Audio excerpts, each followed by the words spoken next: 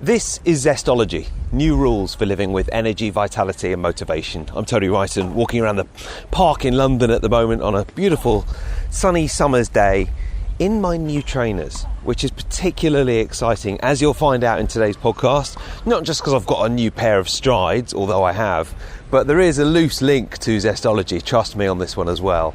So, new trainers and feeling very primal in them. All will be revealed when you hear me talking about my new trainers on today's podcast, which isn't just about new trainers, but other stuff as well. It's about increasing your focus, creativity, and definitely productivity by unplugging from tech a little bit more mindfully so it works for us rather than against us. Studies show that there's more to distract us than ever before, and we all kind of know this already. But it can be hard to put down your phone, your laptop, the smartphone, whatever it might be. And the constant little dopamine hits that we get from notifications, likes and emails and so on mean that it can start to have quite a seriously negative effect on our lives. Basically, our brains are all over the place a little bit. We're focusing on far too many things at once. And you might have heard me already mention that me and Dr. Steve have created a program based on this stuff, on switching off, on unplugging mindfully every once in a while and increasing your focus, creativity and productivity as well. What we wanted to do was use the skills of NLP, neuro-linguistic programming, something we both trained in. In fact, we met on an NLP trainer training course 11 years ago, I think we worked out on this podcast. And we wanted to use the NLP training to create our own program, not just so that other people learn how to become an NLP trainer, but to use in a practical way to increase your focus. And that's why we've created a program. So we talk about that a little bit. We also talk about how Dr. Steve prepared for his recent TED Talk, what went right and what went wrong in his TED Talk. So that's coming up. And of course, plenty more on my new shoes, the most important part of the podcast, really. Great strides. They look a bit weird, but you'll find out just why they're so good. To me, anyway. That's it for now. Here's Dr. Steve. I'll be back at the end of the podcast. And for now, let's talk about unplugging and tech and increasing one's focus with Dr. Stephen Simpson.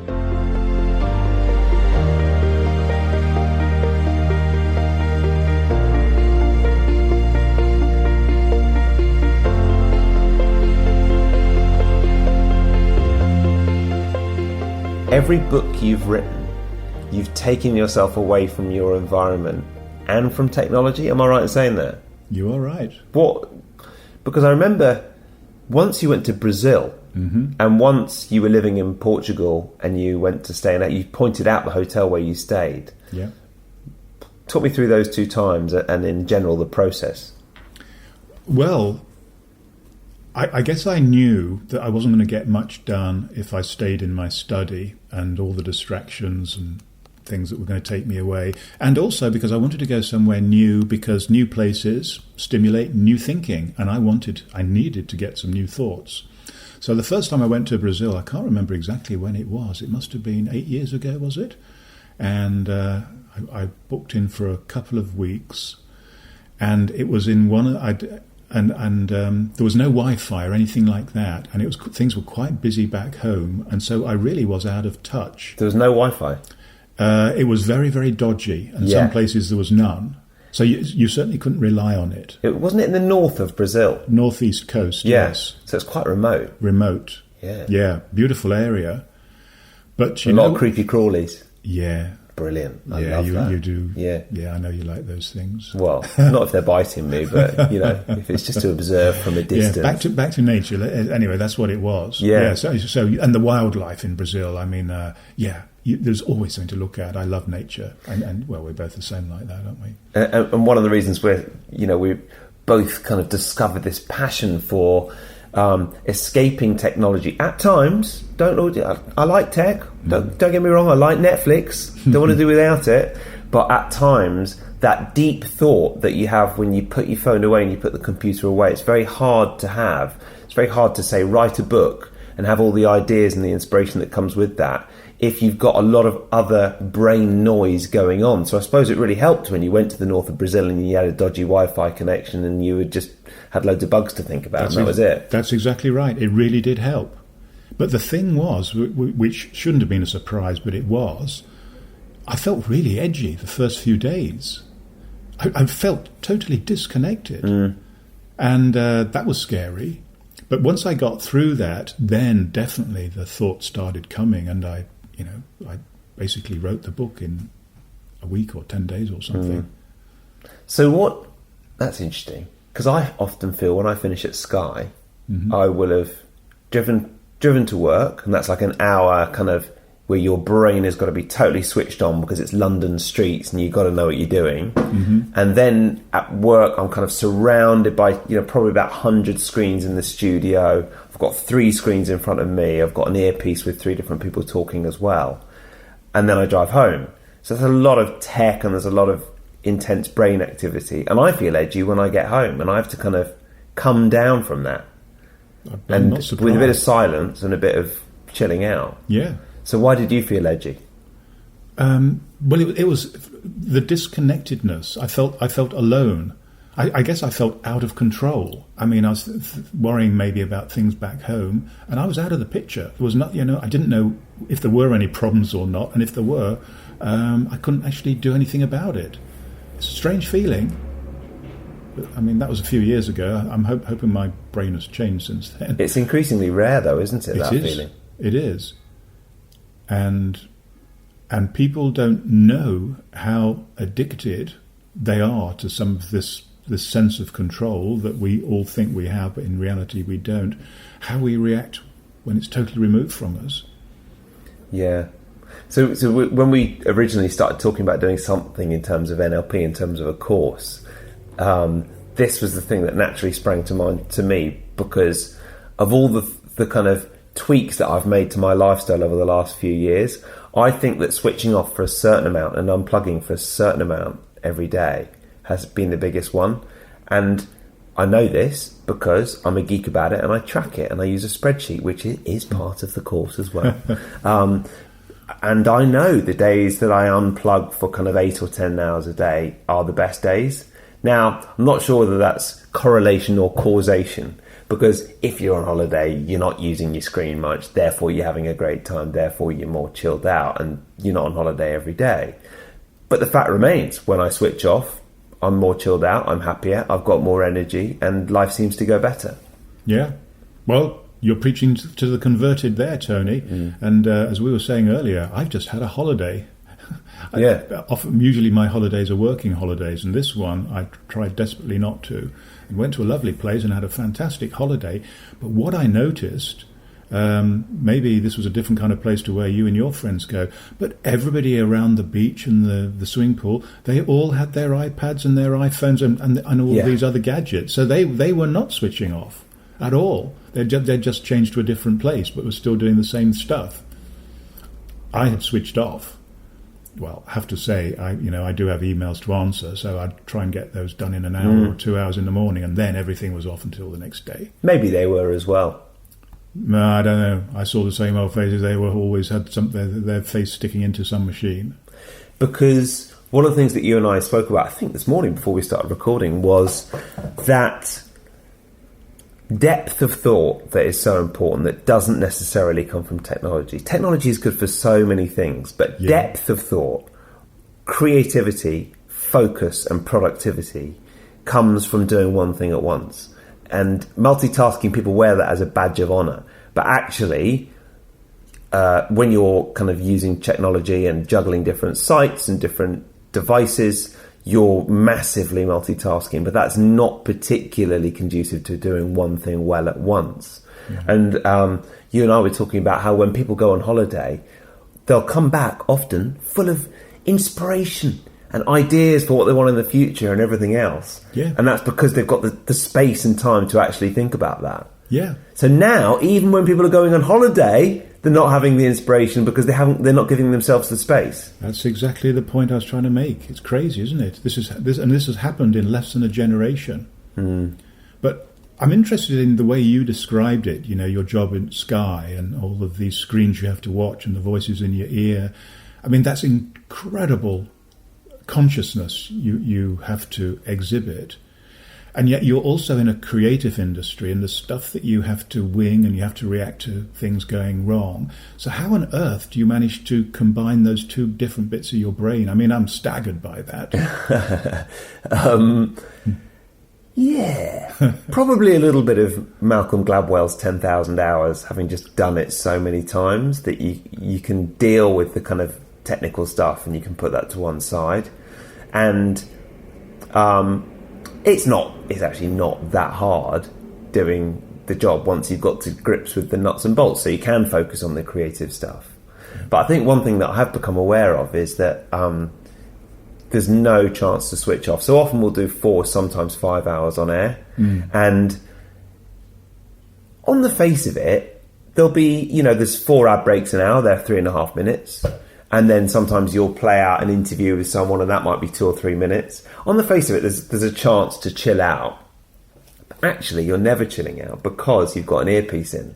And I realised this recently because when we go to the loo, we have to say to the director, oh, could you take my mic out? So we've got 2 radio packs on. We've got a mic and an earpiece on. Yeah. So, sometimes it goes wrong, and the gallery are subjected to me going to the loo. But I check every time now that they're taken out. So they'll take the mic out, but they don't take the earpiece out. Yeah. So even when you're in the loo, you've still got 3 different people talking in your ear at once. Wow. And even when you're switching that out, your unconscious mind isn't really switching that out because you've got crucial information. Yeah. So you're in the loo, you might be thinking about something different, but you're still aware of the assistant director telling you that you've got a minute before you're back on air again. Yeah. And that's your brain working perfectly well. Yeah. So there's a lot to switch off from. And that's what's going on with technology. Yeah.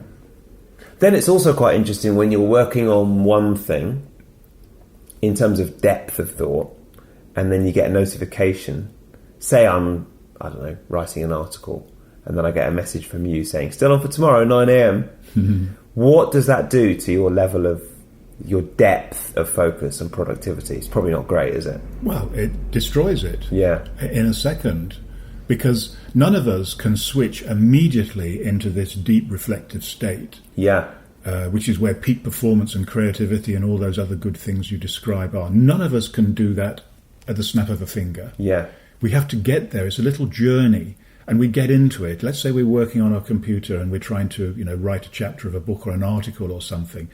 Typically, we find it a bit difficult to get going, but then something happens and we suddenly lose sense of time and all those other things, and we're immersed and we're really writing some good stuff and the ideas are flowing, and then bing, it's Steve. Are we still on for tomorrow, Tony? You know what happens. And that is why, and I know we both do this, when we are doing something that really involves some creative thought, we switch off all of these alerts and Wi-Fi and stuff like that, so we are only doing the one thing. And we still don't do it enough. We don't do it enough. No, we're not perfect. We're nowhere near perfect, but at least we're aware that this is of the things that can actually take us out of that place where we really want to be in our head. Yeah.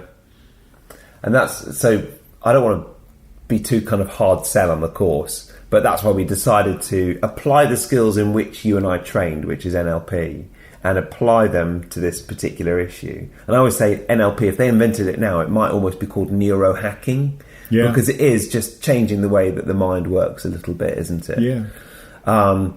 And so we picked 6 different NLP skills. We thought it'd be fun. A lot of people say that they would be quite interested in learning a little bit more about NLP. So we picked 6 of the skills, didn't we? Yeah. And we've applied them to this particular area and just made it a fun way to kind of increase your productivity, your focus, your creativity, and give you an hour extra time every day. That's completely arbitrary. I don't know whether that's actually true or not, but I think it does free up a lot of time when you do unplug. I think it does, Tony. And if you're not going to do a hard sell, well, I'm sorry. I am. and I don't care whether people get this for free or they get tasters for free or whether they pay it. That doesn't matter. But the reason we did this is because we ourselves have learnt some of these things the hard way, and what gets in the way of our performance and what helps it. And the reason we put this together was because we like researching this, we like discussing it ourselves, and we'd like to think that people can do it a little more easily than we did. And, well, that's not selling, is it? I hope. It's just that we're proud of what we've done. We think it helps people, and that we think there's some massive benefits out there for a lot less effort than people might think. And we're not alone in being, worried about being overloaded by stuff. I mean, I just read something the other day that Simon Cowell now has given up his phone. Apparently, hasn't carried a phone for 9 months. That's so interesting, isn't it? Yeah. It's it's astonishing. And actually, not many of us could get away with that, because it almost shows how rich and powerful he is that he can completely do away with the phone because he's got enough assistants to do his business for him. Yeah. But for the rest of us, the reason he's doing that is because it does allow him to maintain his edge and think deeply about stuff and not get involved in the fripperies that phones provide, but actually think about the deep stuff and the important stuff, because the best things in life don't involve screens, which maybe we should have called the course that. Very interesting about that. Did you say Elton John doesn't use a phone as well? I think so, yeah. Yeah, I believe so. So we focus on 6 techniques, which were hypnosis, modelling, the law of commitment, which isn't really an NLP technique; it's more of a persuasion technique. But it's got NLP elements, hasn't it? All of these things are interconnected, aren't they? Whatever you call them. Yeah. Then we looked at logical levels, chaining anchors, and sensory inputs. We also talked quite a bit about the pineal gland, which I know features in your new book quite a bit, which you wrote whilst switched off from technology. Yeah, I did. And I went to a different place. I thought, where's the farthest place I can get from my study? In London. I came up with the idea of going to Sydney, Australia. Just so happens that's where my daughter lives and works. That's why I wrote the book. Very nice too. Was it? Yeah. So what was the kind of format for writing the book? Did you write it, was it 10 hours a day, or was it 2 hours in the morning, switched off from technology? What kind of format did it take? Well, this is my 7th book, and let's say hopefully 7th is the lucky one. The book is about luck, actually, but that was an unintended pun. The reason why this was a book for me, I really enjoyed the writing of this book more than any other, more than all the others done together. And the reason is that there wasn't a plan. There was no format. Well, there is a little bit. I mean, my body clock works best in the morning, particularly the early morning. So if there was a format, the first thing I'd do in the morning was don't have breakfast, so that wasn't a problem. Obviously, have a shower. Because you're intermittent fasting. I mean, intermittent, yeah. Is that what you call it? Yeah. Anyway, it's feeling good, so I'm carrying on with that. I'd make myself a cup of tea. I love that. And I'd sit out on the balcony of the bedroom where we were, and I'd be surrounded by these beautiful trees and the birds and the other bits of wildlife I can see. And while I was having my cup of tea, I was just gently, inwardly reflecting on what I wanted to write about this day. I didn't have a list of chapters and topics and titles. And so, one day, for instance, I might have thought, the pineal gland, this is an interesting bit of science and anatomy and stuff, and it's, related to the ancient stories about us having third eyes. And then I thought, that's the plan today. I may not be able to write very much today, but I can do a bit of research and I can start to see what ideas might be worth expanding on. So it's actually quite a similar theme to the course. Yeah. Because really my first instinct in the morning is check my email. Yeah. But actually it's not the most important thing of the day. No. And so you were doing the most important thing of the day, which is you wanted to finish that book. Yeah. And the best way to do that was, rather than necessarily kind of writing a plan down, just kind of tapping into the unconscious mind and seeing what it was saying. Yeah, that's what I did. And the thing that helped it as well, which is the first time I've done this for a book, I dictated it using a voice recognition software. I mean, it comes as standard on my computer. And I tried voice recognition a few years ago, and it was, pretty useless. But now it's really good. So I would be just talking into my microphone the same way I'm talking to you now, very conversationally. And by and large, I haven't had to edit that. I mean, that obviously has been some editing. That came later. That's not particularly creative. That's something we all have to do. But the conversational style is still there in the book, and the people who've read it, they say that. They say, this is an easy book to read. It feels like I'm sitting having a coffee with you and things like that. So that's interesting. And so I suppose for the first draft, because I always found with writing, it's a nightmare getting stuff down. Yeah. Once you've got something down, you might not use any of it, but you can say, brilliant, I've written 5,000 words. And then the editing process starts, which is obviously kind of far more, you'd need a keyboard for that. Oh, for sure. Yeah. That's great, though. Yeah. Voice software I've started to use increasingly for actually like dictating emails and stuff like that. It never gets every word right. No. And you need to read it carefully because you can get yourself in a lot of trouble. Yeah, it always slightly changes people's names, doesn't it? Yeah.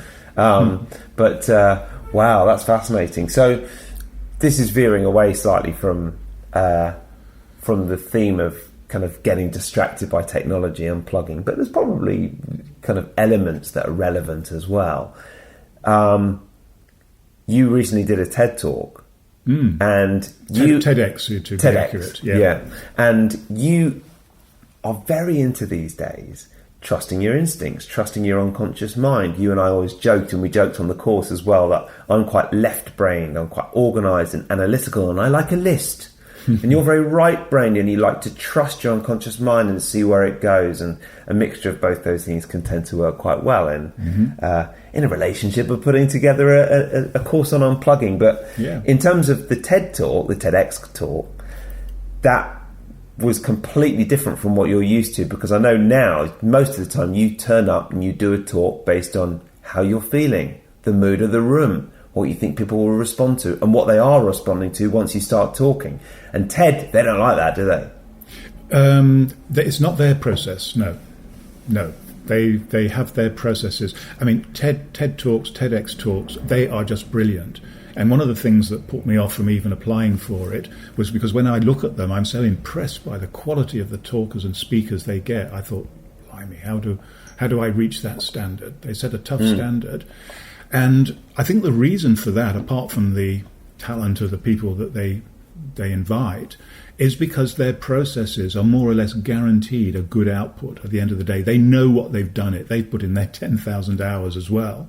So it's a very successful model they have.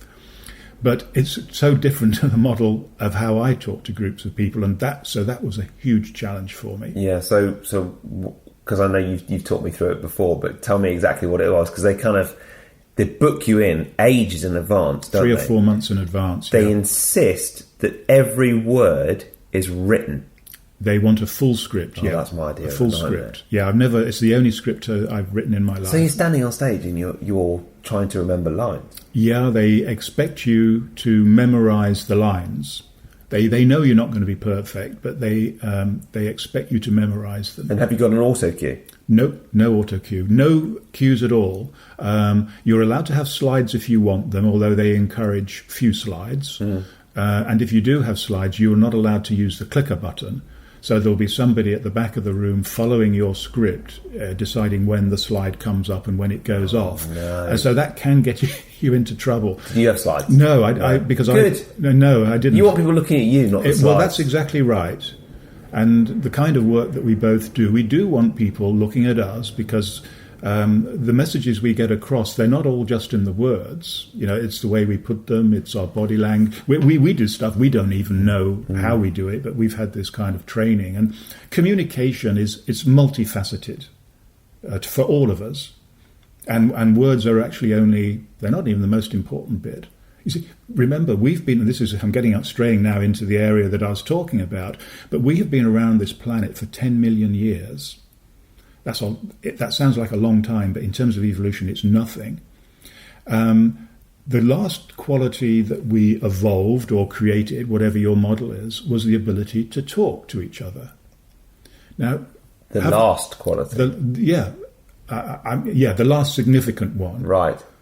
So what you're saying is, for years before we learned to talk to each other, it was all about non-verbal communication. Yeah. So out of those 10 million years, just hazard a guess here. How long ago do you think it was when we learnt how to talk? Well, I've got a feeling you're going to tell me it was quite a long time, but I just can't believe it. You tell me. You got anything? 9.5 million. 9.5 million years ago. Yeah. Yeah. Well, this really staggered me when I did the research, and I've checked it as many times as I can, and I believe this number is true. It's round about 50,000 years ago.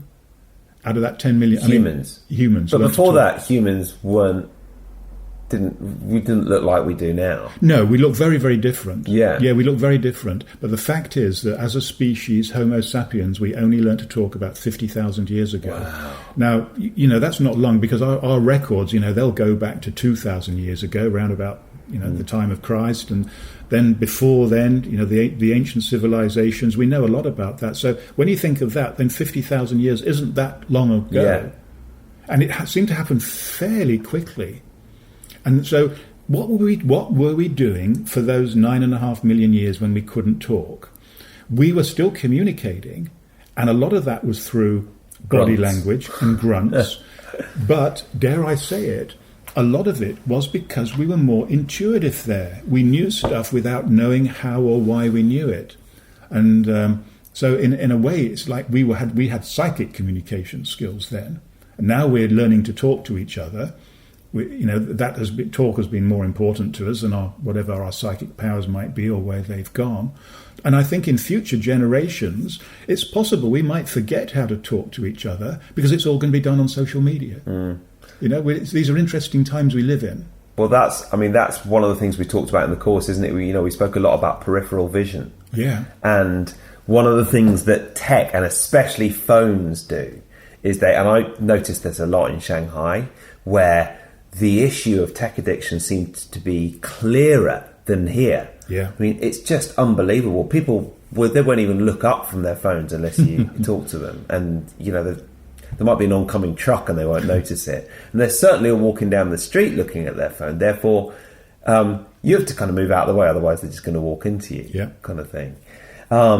In terms of peripheral vision and peripheral awareness, not just vision, but all the senses, you know what it's like. You're talking to your other half, and you don't need to be looking at them. You know when they're looking at something on their phone. Yep. Because they won't reply. Yep. All that peripheral awareness, the senses have almost been switched off because of the intense internal chatter that is going on by being absorbed into that screen. Yeah. And that is something that will increasingly go. Mm-hmm. I bought a new pair of shoes yesterday. Oh, well done, and Tony. I was thinking about the senses and about the cues and experiences that we get from the world. There is a relevance to this new pair of shoes. Well, I wondered where this was going. Have you heard of a brand of shoes? I'm sure this story's got legs. I know. Being a bit weird, as I am, I bought a new pair of shoes called Vivo Barefoot. Have you heard of these shoes? No, I haven't. They are the thinnest soles that is possible to have in a shoe. They're 0.3 centimetres, I think. That's not much, is it? Yeah. But they're so strong that you could step on a nail and it wouldn't puncture it. Mm. It's extraordinary walking around in these things. It's supposed to replicate being the caveman, grunting and not talking and walking around barefoot. Yeah. So I bought a pair of these shoes. And you know how nice it is when you take off your shoes at the end of the day and you walk around barefoot in the house? Yeah, like we are now. We're barefoot now. Yeah. And it's nice, isn't it? When you walk around barefoot, you get to use your whole foot and your toes can spread out and it feels nice. Yeah. I have to say, this is what it feels like with the shoe. So I put the shoe on in the shop and I walked around and I was like, this is lovely. And it doesn't look quite like a normal shoe. It's much wider around the toes. And so I bought a pair and I wore them back here. Yeah. And I was noticing things that I've never noticed before. For instance, this is quite an obvious one, but when you get to a tube, they have, for visually impaired people, they have kind of very knobbly bit of kind of a tarmac before you get on the tube. Yeah. That felt so strong on my feet walking on that. And it felt lovely. And I walked all the way down, the whole way down the platform, because it was 4 minutes until my train. I walked the whole way down the platform and back on those little knobbly bits. And then I got to the park. And I was walking down this path that I walked down every day on the way home, every single day. And I noticed the consistency of this path, this very uneven tarmac. I noticed that through my feet. And I've never, in 10 years of living here, never ever noticed that before. So it's slightly different, but it's all about opening up the senses, and it was wonderful to be able to do that. I should probably be on a commission for these shoes because I think I've sold them to everybody. Well, I was going to ask you that question because I was thinking, how is she totally getting paid for this? Yeah. But wow, what a story. I mean, you never fail to amaze me. I mean, I think there's a lot in this. I mean, people tell us that we should walk around barefoot more, bare feet, don't they? And in grass that's wet, or walking in the sea. We've tried that, haven't we? We've had some good thoughts doing that. So, wow, how interesting. I know. In terms of that peripheral awareness, I'd switched it on. Yeah. And especially because it had been switched off in my feet for so long. I think the idea is that eventually you end up using more muscles in your foot and your whole posture gets better. But it does just feel nice, and they fit very well. It's almost like not wearing shoes. Well, I'm going to get some of these. Yeah, try it out. Yeah, I tell you what, they're not cheap. They're about double the price of a normal shoe. Oh, blimey. And essentially, that's just for the privilege of walking around like a caveman. Well, I bought a new pair of shoes 5 years ago. I can't buy another new pair yet. No, you're very sartorially elegant. You're very good. You're style-wise. So back to the peripheral vision, peripheral awareness, and back to the TED Talk as well. Oh, yeah. You had to prepare this talk line for line, word for word, which we know why TED do it, because they've got they like to curate an incredible series of talks, and they want people to put a lot of effort in. Yeah. But that's completely different from what you normally do, isn't it? Totally different. I mean, as you say, I mean, I used to definitely over-plan stuff and over-worry about stuff and had spreadsheets about spreadsheets. But I guess I've had a kind of a revelation over the last few years, and now I'm at the point where, I could be talking to a group of people tonight in London, and maybe a few minutes before the talk I might think about what I'm going to talk about. But I did a talk in Bristol last week, and I forgot to mention to you, because normally I will always have in my mind, the first paragraph, the first few words, the first topic I'm going to talk about, because that's like a comfort blanket. Yeah. And usually if you can get the first words out, then things go on their own after that. But in Bristol, I thought, no, I need to, I'm a big boy now, I need to throw my comfort blanket away. So I kept my mind completely empty. Completely empty. So I didn't know what I was going to say. That's my idea of a nightmare. No, actually it felt really good. And because I'm before I go on stage, I'm introduced by the person, and I thought I'm just going to listen to what this person says, because they're almost all certain they're going to say something that I can use and talk about that, and I can hook it in to the introduction. And sure enough, I picked something, and I can't really remember what happened after that, but people seem to like it.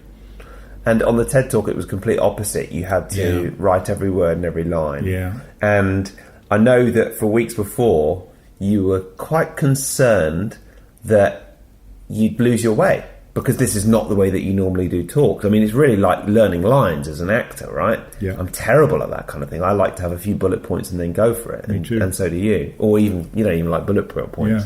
Yeah. And then are we allowed to talk about what happened in the talk itself? Yeah, we can do. Because you lost your way, didn't you? Yeah, we can mention that. But you had a backup plan.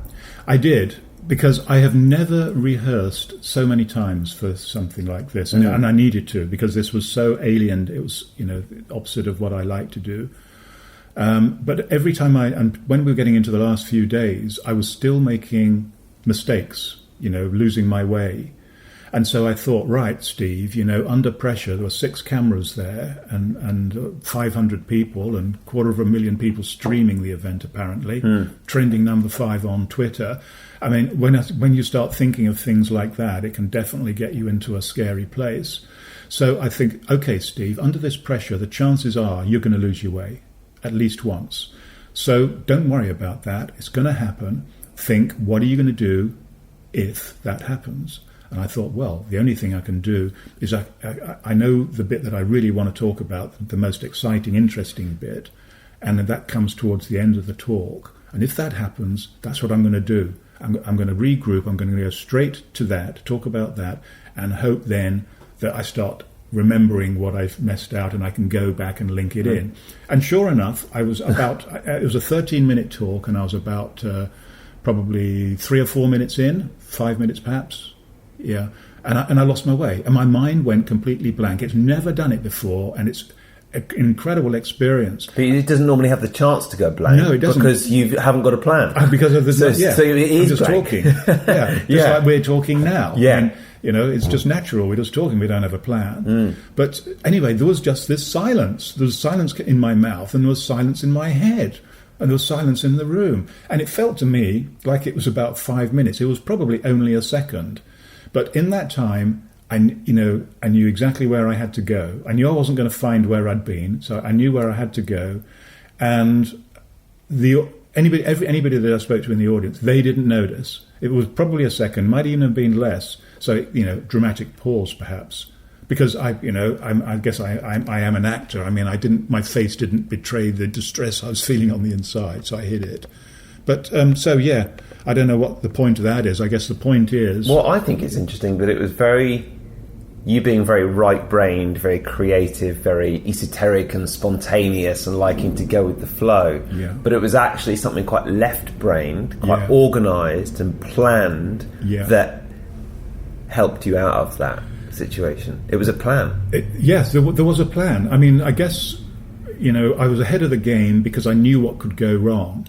And about the unplugged talk we've been talking about, you can get ahead of the game by just knowing that these distractions are there and they're shifting your mind. You see, I was my conscious mind, which had the script in, my unconscious mind, which is where my creative ideas and my conversational words come from, they were fighting, they were in conflict. There were two different parts of my brain both trying to work at the same time. And that's why it broke down under pressure. Yeah. And that's really why I asked you about your job as a presenter on Sky, because you're actually having to combine both of your brains. And this comes naturally to you, but I don't think it would come naturally to the people who are listening to this, and it doesn't come naturally to me. I think you're a rare talent able to do that. And I know you've put your 10,000 hours in, but it's more than that. You've found how to keep all that stuff open. Thank you. And in terms of preparing the talk, did you find that you did need to unplug? I mean, obviously, that was a plan that was very important. And then planning the talk itself, because you had to plan, did you find that, the principles of getting away from it all, getting away from technology? Yeah, absolutely. I mean, going back to, my last book, I mean, that's how that book wrote itself, because it came from a deep part of my mind, which I didn't really need to think about. And so the ideas for my TED Talk, which was obviously much easier, only 13 minutes, those ideas came in deep reflection, meditation, whatever you want to call it. Some people listening to this might say, yeah, but Steve, you wrote that book by dictating into a piece of technology. Yeah. And this is one thing that we go into on the course, isn't it? Because I've been doing this for quite a few years now, since probably 2012, 2013, switching off tech for a certain amount a day. And there's a distinction between the tech that distracts you and the tech that doesn't, which we go into on the course. That's such an important point. I think, in our course, we say this technology is not going to go away, and we don't want it to. It's wonderful, the opportunities that it presents to all of us. Yeah. What we want to do is we want to learn how to make it work for us and not the other way around. Yeah. So in a way, it's like this quest for control that we all have. I know we shouldn't, but it puts us in the driving seat. Yeah. We can cherry pick the best that we can get from technology and yet keep that sanctuary, that inner sanctum of the quiet of our mind, where our own original ideas come from. And at a very basic level, that might be you sitting on the balcony, watching the birds tweeting with your cup of tea and recording something into your phone. Yeah.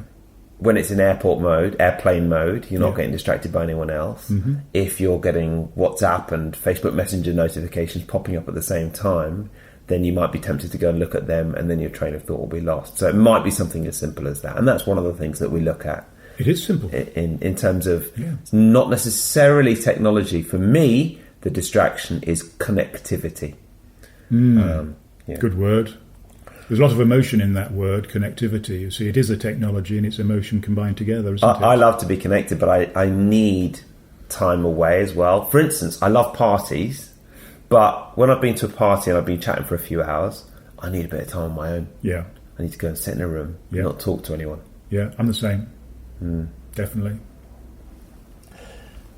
talking of technology, slightly unrelated, I was in Dorset last week, and one of the things I worry about is artificial intelligence. And you're right to be worried. The rise of the computers. Yeah. And we walked up Old Harry's Rocks. Have you been to Old Harry? No, I haven't. It's incredible. It's kind of limestone kind of formations that just look like they're going to topple into the sea at any point.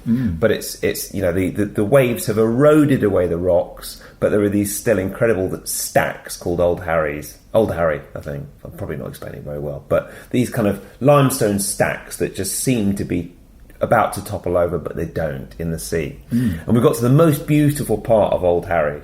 We're up there on the cliffs, and you can see over to Poole one side, you can see Isle of Wight over there, you can see down the coast to Devon the other side, and there's a bloody man with a drone. 2 drones he's flying.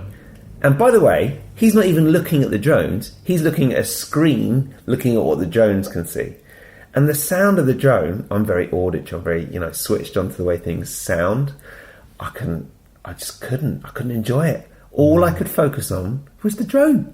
Yeah. I just kept looking at it and hearing it, and I couldn't get away from it. And then eventually we walked away, and it was lovely and peaceful again. Could hear the birds and everything else. Yeah. So, no particular point to that, apart from the fact that was quite a good example of technology absolutely ruining a lovely natural moment. Yeah. Yeah. Yeah, well, I'm sorry your perfect day was spoilt by the drones. But, drones are like technology. The fact is, they are going to be around. They are a reality. So we can't change that. But back to our NLP, we can't change it, but we can change the way we think about it. We can. I mean, I probably could have let go a little bit. You could have done if you. Yeah. But not really that much. Blooming annoying if you're trying to enjoy a view like one of the best places in the country, and you've got a drone hovering over your head. No, I can agree with that. I agree with you. That's tricky, but a man of your calibre, Tony, it's not beyond your capability. I know that. Yeah. Thanks, Steve. So we put together the course. If you want to take it, it's at iwanttounplug.com. It features the skills of NLP. We talked quite a bit about stuff which aren't necessarily directly related to NLP as well, didn't we? But some of the themes that have come up in your book, we've already mentioned the pineal gland and that kind of thing, playing around with the senses and being situationally aware as well. It's iwanttounplug.com if you want to use it, and use the code Zestology for 30% off. And it's been fun, hasn't it, working together on the skills that we met in, was it 2007 or 2006? Or 2005? Later than that. I think we're on the trainer's course in 2007. 2007. Yeah. That was a big year for me. My career changed completely. That's a different story, different podcast. Good. Yeah. So we've been doing it for more than a decade, which is great. Have. And I think it's important. NLP, neuro-linguistic programming. It's not the only thing that you and I do, is it? No, not by a long way. But it's one of a number of things. It's part of our armoury of skills that we can potentially use, and there's some really great stuff in there. Being a kind of presenter and a broadcaster, I love the linguistics part of it as well. And we thought, rather than just do an NLP course, it'd be fun to kind of do something that's related to something, so that you can use it for something practical, rather than just to become an NLP practitioner. Oh yeah, this is a very practical course. It doesn't matter what you want out of life, doesn't matter where you are in your life right now. We can guarantee, I hope I'm not coming to you there, Tony, but I can guarantee, we both can guarantee, there's something in it for everybody. There has to be, because these are universal, it's universal knowledge we're using, some of it. I mean, some of it is NLP, some of it's been around for thousands of years and has stood the test of time. Yeah. Well, these studies showing that we're more distracted than ever before. We're more distracted than ever before.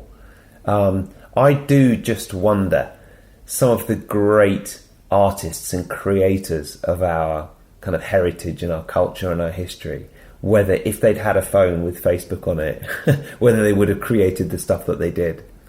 And that's not to say that technology can't help us create different stuff, but there is a value to unplugging at times. Yeah. Do you, just before we finish, I know you've recently got into sailing, haven't you? I have. You've been spending a lot of time on a little boat in in Essex. Is it Braintree? I keep saying Braintree, but it's not, is it? It's Burnham on Crouch. Yeah. And do you find that is a nice way to unwind? I do, and that's, funnily enough, that's the reason I'm re-getting into sailing. I did a lot of sailing about 10, 15 years ago, and then for various reasons I gave it up, and I miss it. And we're all as guilty as the things that we talk about in these programs. I'm committed to two main things in my life, my family and my career, the things that we talk about. I mean, you could say totally obsessed. And my default state is, if I'm not doing anything, I'll go and work on something, another article or a book or a video or something. And that is not what we call life balance. And I couldn't find anything else to give me that bit of balance where I can just chill. And having a little boat, it's an old boat, which means there's always a job to be done on it, that just takes me into a quieter place. And it's a very quiet, lovely, beautiful part of the world. So there we are. Cost me more than this course would cost me, but I think worth every penny. We've all got to have something in our life that takes us there. It can be a hobby, it can be going to football matches. It doesn't matter what it is. Doing pottery, but we've all got to get out a bit more. It is. That's the great thing about getting older, isn't it? You can get more and more eccentric, more into your hobbies and unashamed about them. Pottering around on your boat, what jobs that need to be done. And I feel that, you're pulling a face now. I'm trying not to laugh, Tony. Is it because I said getting older? Well, no, I don't mind that. I mean, there are advantages to getting older, but I don't like the idea of potting around aimlessly. I don't know. It just has a bad. Pottering with a definite intent. No, I know. Intent. I know. Yeah. Mindful pottering. Yeah. And how often do you actually? So do you take the boat out then and sail it around? I haven't done yet. Still haven't joined. That's what I mean. It's pottering. Pottering. I haven't joined all the strings. You've got a boat and you're not even sailing it. Well, it's not ready yet. It's got to have some strings attached. So hang on, I'm having a lot of fun, I tell you. Yeah. But let's find. Is it a houseboat? No, it's not a houseboat. Well, it's got a bed in, so if I get a bit tired, I'm going to lie down. If I want to meditate, lie down, chill. Something I've asked you loads of times on this podcast before, but I'm going to ask you again. What is one book you recommend? Yeah. And one tip for living with more energy, vitality and motivation? We've briefly touched on your book. If you want, you can recommend your own new book that is out. No, I'm not going to do that. Well, let me mention it. It's the Psychoic Revolution. It's called the Psychoic Revolution. And is it on Amazon? Of course it is. Yeah. Okay, the Psychoic Revolution. Yeah. And I know I read kind of various versions of it as it was going along. You did, and thanks for your help, Tony, by the way. No, you're welcome. I think the word psychoic is very clever because it's your word, isn't it? It is. Yeah. As far as I know. I mean, I doubt it's totally original, but the word is, you see, we have this psychic state of mind, which we all have. We came through evolution, and we are now slightly psychotic because we're living in a deluded world with all of these fake news stories and stuff. Somewhere in the middle, it's combining the best of both, is this place called the psychoic state of mind, which is where we find creativity, flow, intuition, and joy. Good stuff. So that's on Amazon. And then what would your book be, your recommendation today? Well, I'm proud of myself today because you've asked me this question every time and my mind goes blank. And this time, I do have a book. Did you prepare? That's very left-brain of you. Yes, it is. I prepared this morning when we were having a little... You didn't prepare for anything? No. Well, you triggered a thought in me. You triggered a thought. We were talking about artificial intelligence and how it's a bit scary and how we are moving rapidly towards the world of artificial intelligence. And I have just finished a book written by a best-selling author, Dan Brown, called Origin. It's his latest book. And I don't want to spoil the book for anybody. All I'm going to say is that he talks about human evolution, and he's saying what the next state is going to be for humans, the next big evolution. I mentioned talk 50,000 years ago. There's another one, and that's what that book is about. Oh, wow. And surprisingly enough, it connects very closely the kind of things we've been talking about today. Does it? How about that for a teaser? So the guy who wrote the Da Vinci Code? Yeah. which I have to say I hoovered up, even though it's there's a part of it that's almost a bit trashy, isn't it? Well, I know what you mean. I mean, you're a very literary person. But No, I mean, I'm not literary. You're a I'll read anything if it holds my attention. Yeah. And the Da Vinci, I would definitely give it 4 out of 5. Okay. But he knows how to write a page turner, doesn't he? He does. I mean, it's a big book. I mean, I'm 3 inches thick. It's a big book. It's not. It won't be a quick read, and it's not a quick book for an author to write. So there's bound to be stuff in there that some people don't like, but others do. But I mean, there were some mind-boggling ideas in there. I agree. It's 4 stars out of 5. Yeah, I'd probably go 4.5. I'm a bit maybe more generous-hearted. And then what about one tip? One tip. Simple. You got to find your quiet space, and so I recommend you buy a boat.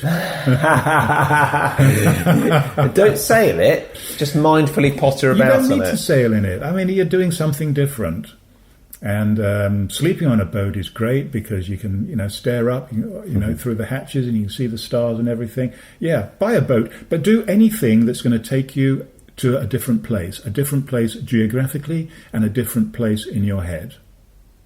And those things tend to not involve screens. But it doesn't have to not involve screens. I mean, watching a great film can be incredibly relaxing. It can be. But then that's one of the things that we talked about in the course, isn't it? It's the connectivity rather than the screens themselves. True. Yeah. Good stuff, Steve. Thank you, as always. And I will send you the link to those shoes. Yeah. But for anyone listening, they're called Vivo Barefoot. And it's a very unusual experience. And I'd love to know from anyone else who's worn them and what the experience is that they've found wearing them as well. It would be very interesting to get feedback. Yeah, so please do send it in. And both of us, Tony and myself, neither of us is sponsored. We make that very clear. We just like talking about good products, don't we? Well, yeah. I mean, we're going to get a little bit from people who sign up to the Unplugged program. But we're not going to get anything. We're not selling shoes. We're not selling shoes, but I'm tempted. maybe in your next life, you can be a cobbler, and I'll be a potter.